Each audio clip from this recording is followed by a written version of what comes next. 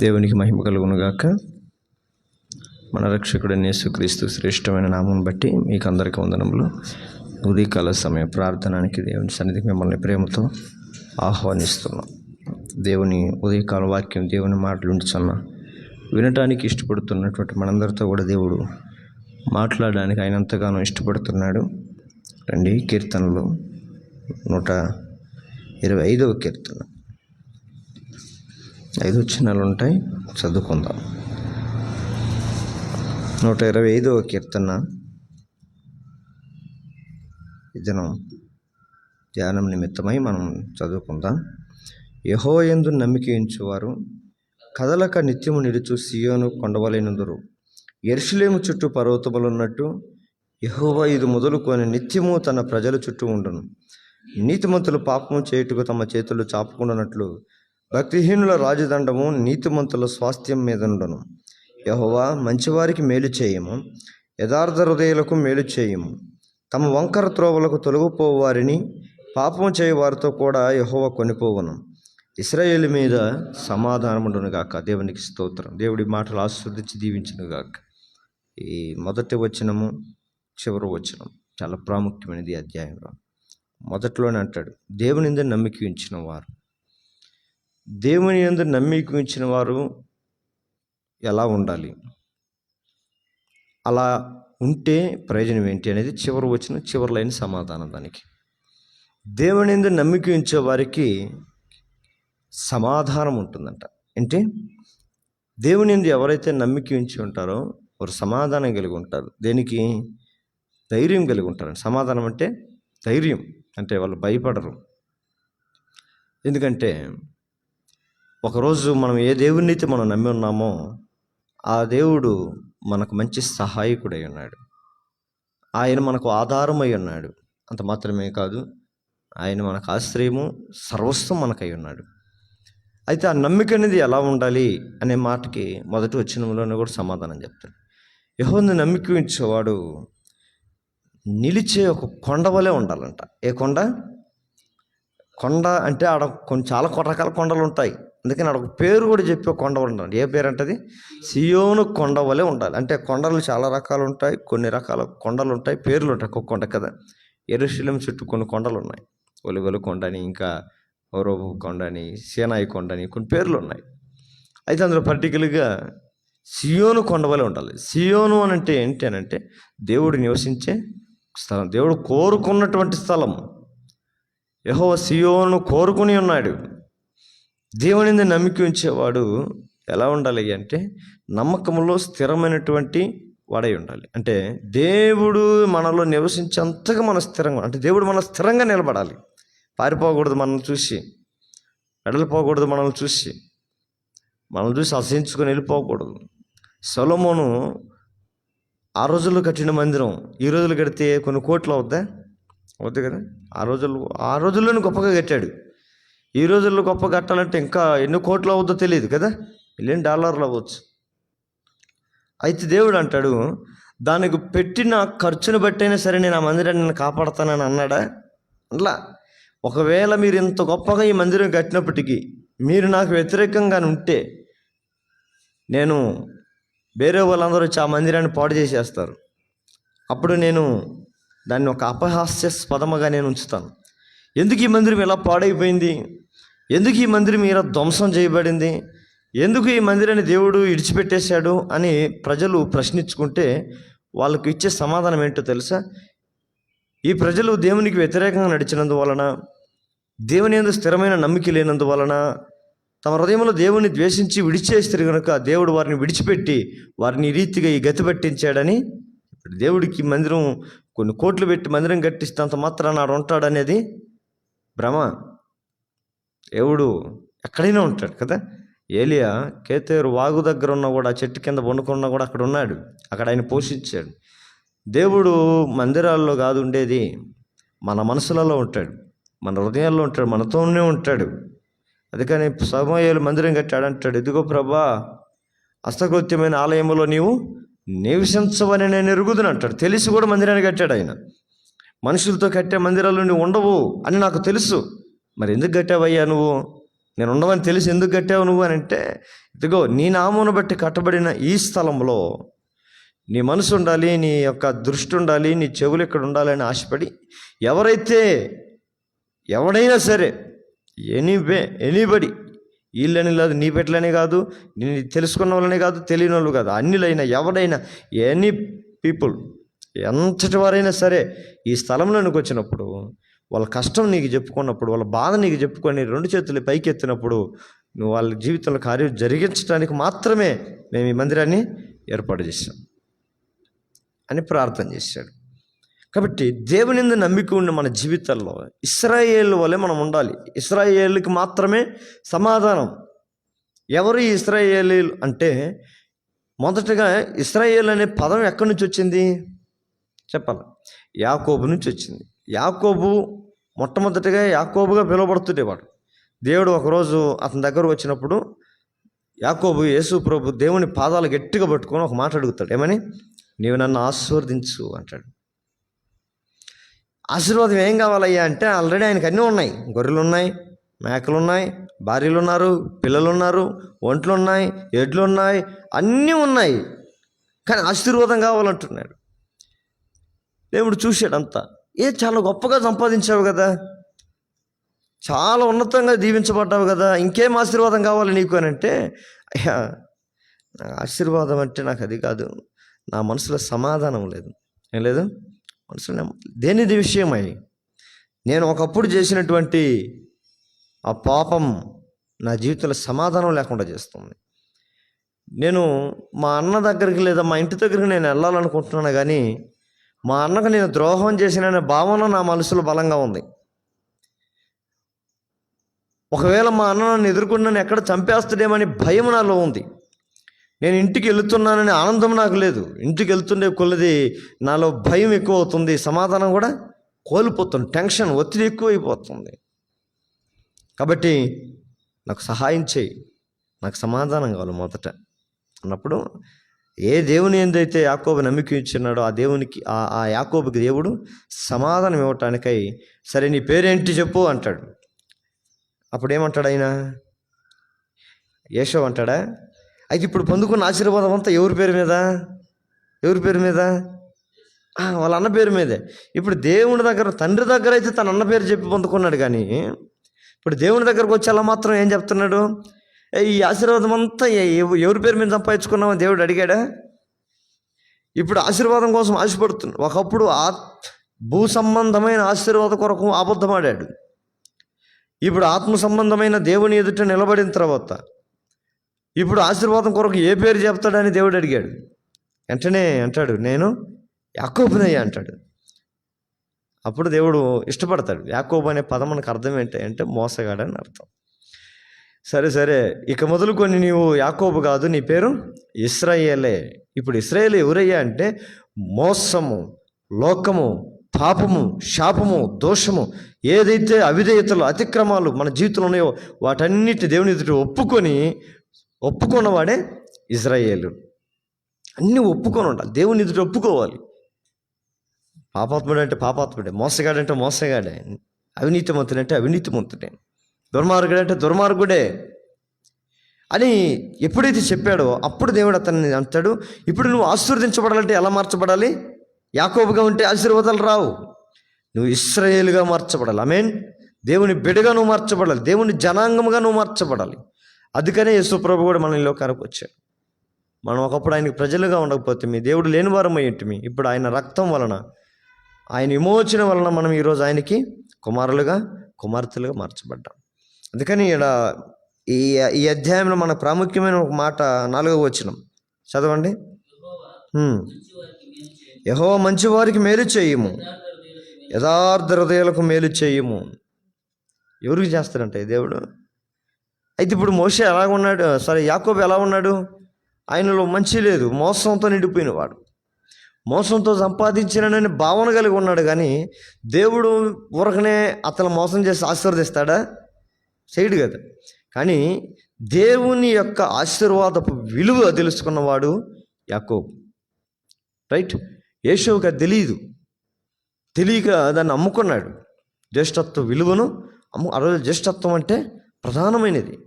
దేవుడు కోరుకున్న జీవితం అది. నీ జ్యేష్ఠ ఫలమును నాకు ఇవ్వాలి అని అంటే, నేను దేవుని వాడను, నేను దేవునికి సంబంధించిన వాడనని కింకిత జ్ఞానము ఏశావు కోల్పోయాడు. అంతేగాని ఏదో ఏశావు కావాలని అక్కడ యాకోబుని ఆశీర్వదించాలని కాదు. అంటే మోసం కూడా దేవుడు ప్రోత్సహిస్తాడని కాదు. దాని యొక్క ఎథిక్స్, దాని విలువలు తెలిసినటువంటి వాడు యాకోబు. దాని కొరకు పోరాటపడుతున్నాడు, ప్రయాసపడుతున్నాడు. ఎర్రని కూరండి, రేయ్ నాకు అన్నం ఆకలి అవుతున్నారు, నాకు అన్నం పెట్టండి, చచ్చిపోతాను వాళ్ళు అన్నంటే, ఇదిగో నేను నీకు నా ఆహారం పెట్టాలంటే నీ జ్యేష్ఠత్వపు హక్కును నాకు ఇచ్చేయి. అరే ఇది పెట్టుకుని ఏం చేస్తానంటే నాకు అదే కావాలా, నీకు విలువ లేదా నాకు ఇచ్చేది, నీకు లెక్క లేదనుకుంటున్నావో, నువ్వు ఏదైతే విలువ లేదనుకుంటున్నావో అది నాకు ఇచ్చేయి అని అన్నాడు. పొరరై తీసుకోపో, ఏం చేసుకోపో అన్నాడు. దాన్ని తీసుకొనే ఉన్నతమైన ఆశీర్వాదాలు దేవుని దృష్టిలో పొందుకున్నాడు. ఆమేన్. అంటే దేవుని ఆశీర్వాదాలంటే, దేవుని కార్యాలంటే, దేవుని వాగ్దానాలంటే యాకోబుకి ఎంతో ఇష్టం ఉంది. ఈ మనోడికి లేవు ఇవన్నీ. ఏశావుకి చోటికి అడవిలో తిరగడమే, అరణ్యంలో తిరగటమే. అడవి అరణ్యం దేన్ని సూచిస్తుంది అంటే లోకానికి సూచిస్తుంది. లోకానికి అలవాటు పడిన గాడిద వలె తిరుగుతున్న జీవితం ఏశావుది.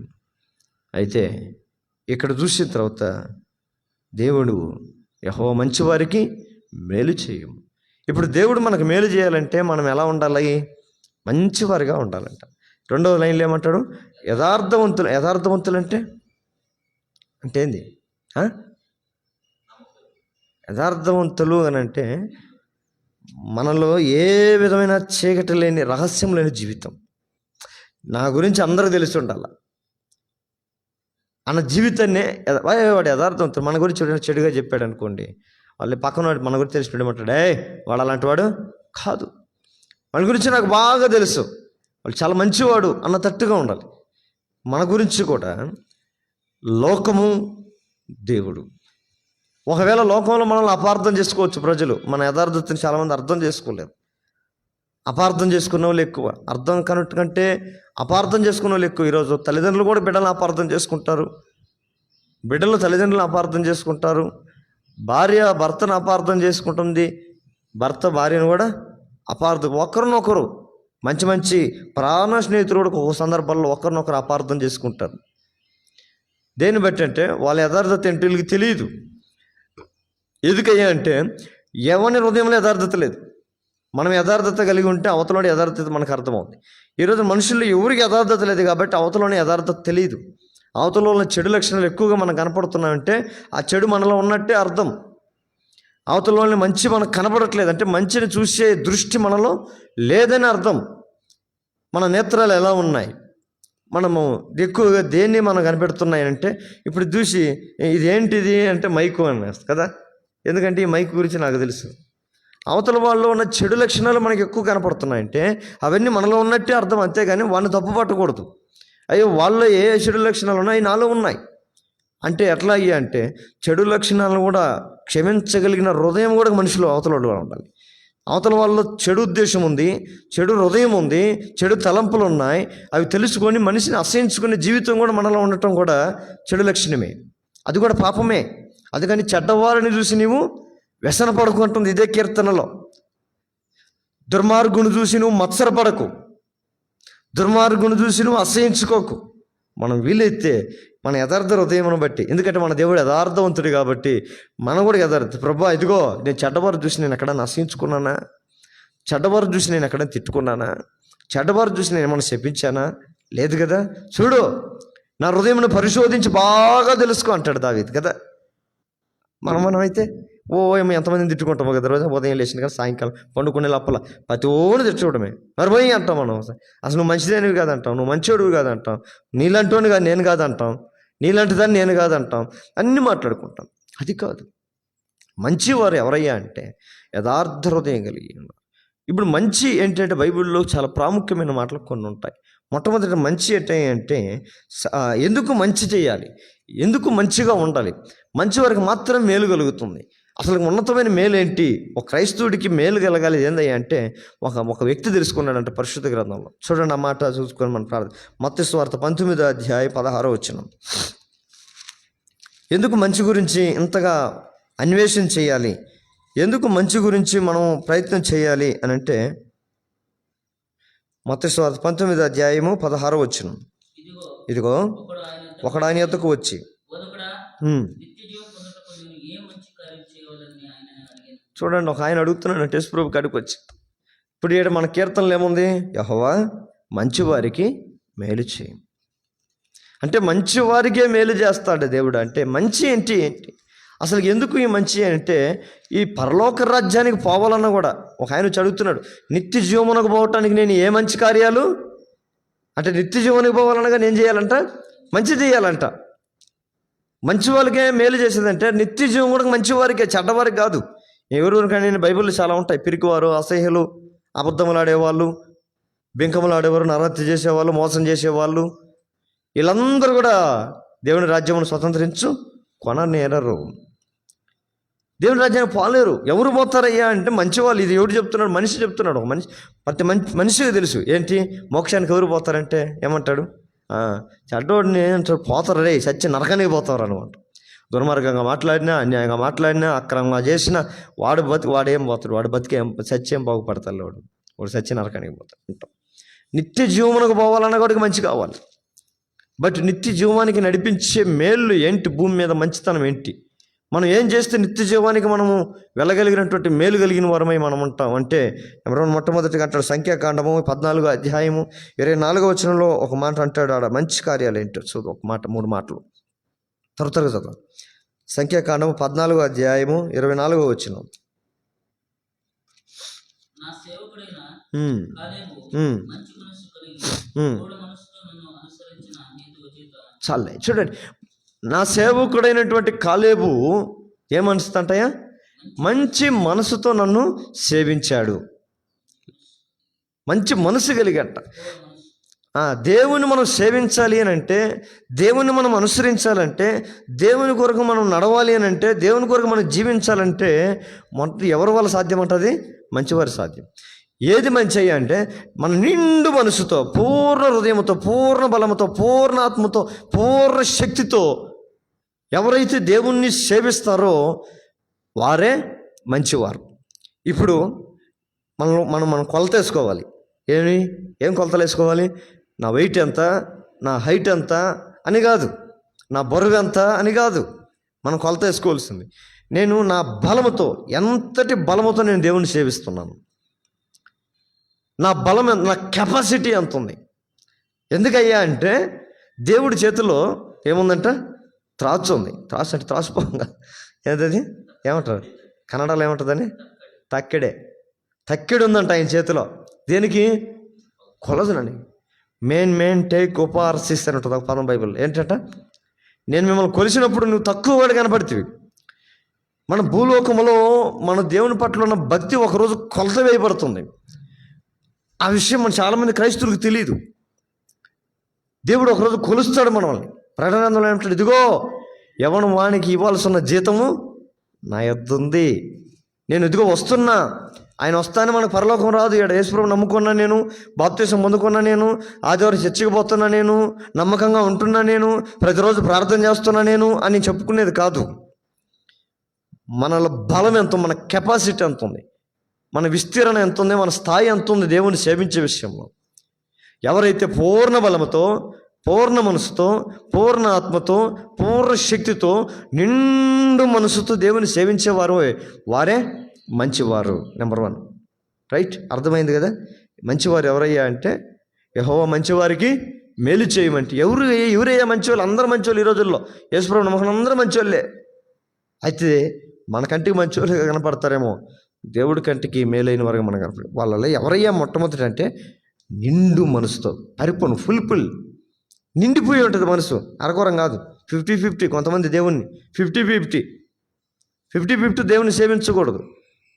నిండు మనసుతో ఎక్కడైనా సరే ప్రభు కొరకు మాట్లాడగలగాలి, ప్రభు కొరకు నిలబడగలగాలి, ప్రభు కొరకు జీవించగలగాలి. అవసరమైతే ప్రభు కొరకు తమ ప్రాణాన్ని కూడా పెట్టగలిగిన వారే నిండు మనసుతో ఉన్నటువంటి వారు, వారిని మంచివారు. అలాంటి వారికి దేవుడు ఖచ్చితంగా మేలు చేస్తాడు. ఈ ఉదయకాల వాక్యం ఏంటంటే, దేవుని బిడ్డలారా, నీ మనసు నిండు మనసుతో దేవుని సేవిస్తుంటే నీలో పరిపూర్ణంగా దేవుడు ఉంటాడు. నీకు అప్పుడు ఆయన గురించి ఆలోచన. మన మనసు హృదయం నిండింది అనబెట్టినవారు మన హృదయం నిండా, మన మనసు నిండా దేవుడు నిండింది అనుకో, ఇంకెప్పుడు దేవుడి చింతే, దేవుడు ఆలోచనలే, దేవుడు తలంపులే. మరి ఇలాంటి నీకు దేవుడు మేలు చేయకుండా ఉంటాడా? ఖచ్చితంగా మేలు చేస్తాడు. ఆమేన్. రెండవదిగా చూస్తే యెహోషువ గ్రంథము 23వ అధ్యాయము 14వ వచనం. యెహోషువ 23:14.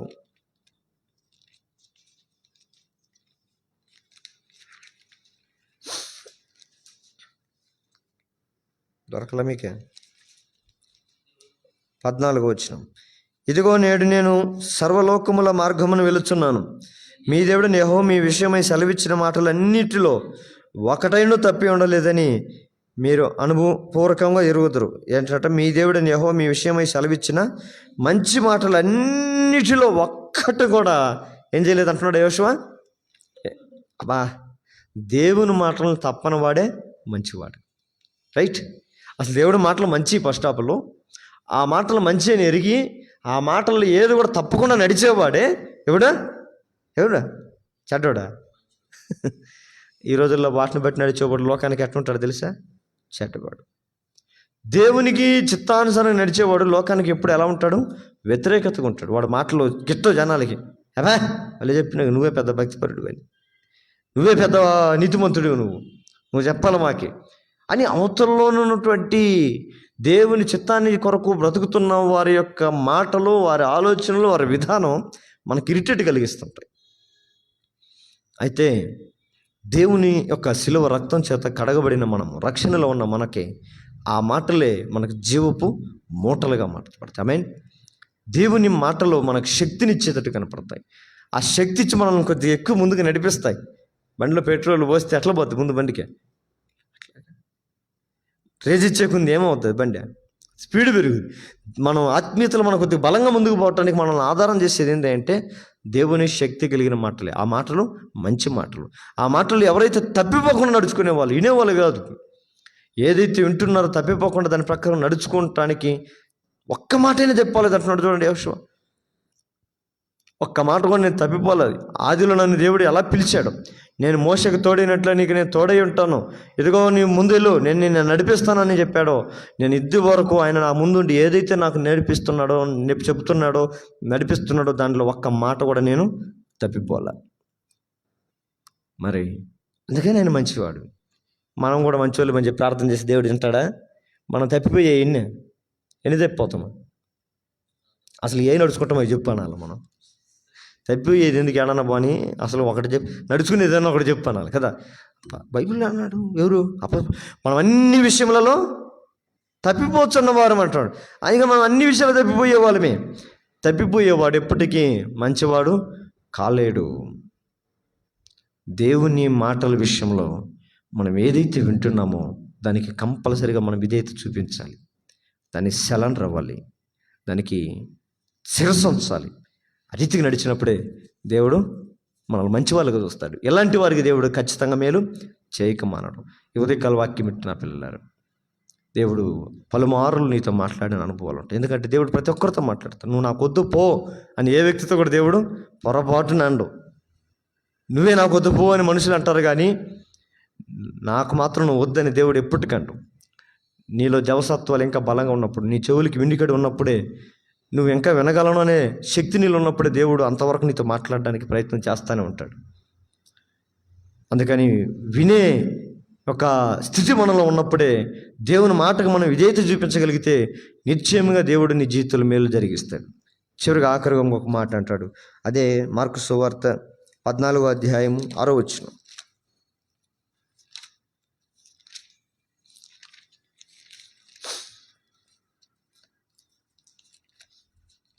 మార్కు సువార్త 14వ అధ్యాయము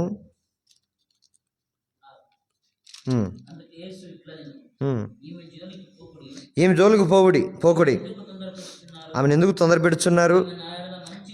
ఈమె నా ఎడల మంచి కార్యం, ఈమె ఇంకొక మంచి పని చేస్తుందంట. ఏం చేస్తుంది ఆమె? మనం అంతా చదువుకుంటే పైన జరుగుద్ది. యేసు ప్రభు ఒక కుష్ఠరోగి అంటున్నట్ట, ఆయన బాగా డబ్బున్నోడంట. ఎవరు? సీమోన్ ఆయన పేరు. కుష్ఠరోగి అంట. ఆయన కుష్ఠరోగి ఊరు బయట ఉండాల్సి ఉన్నాడు. వీడు ఊరిలో పెద్ద మనిషి కాబట్టి, డబ్బు ఉంది కాబట్టి ఊరిలో ఉన్నాడు. ఏం చేస్తాం? ఆ రోజుల్లో ఊరు బయట ఊరు ఉండేది అంటే పేదలేమనిపిస్తుంది, నాకు తెలుసు కదా. ఈ డబ్బు ఉన్నాడు స్త్రీ మన నయమాను, వాడు కుష్ఠరోగం ఉంది, వాడు దేశానికి ఏమై ఉన్నాడు, సైన్యాధిపతి అయి ఉన్నాడు. మరి ఆ రోజు కుష్ఠవేదంతా బయటపడి కదా ఉండాల్సింది, ఊరెలుపులు కదా ఉండాల్సి ఉంది. అది దేవుని జనాంగంకేనా, ఇశ్రాయేల్కేమోనా ఏమో.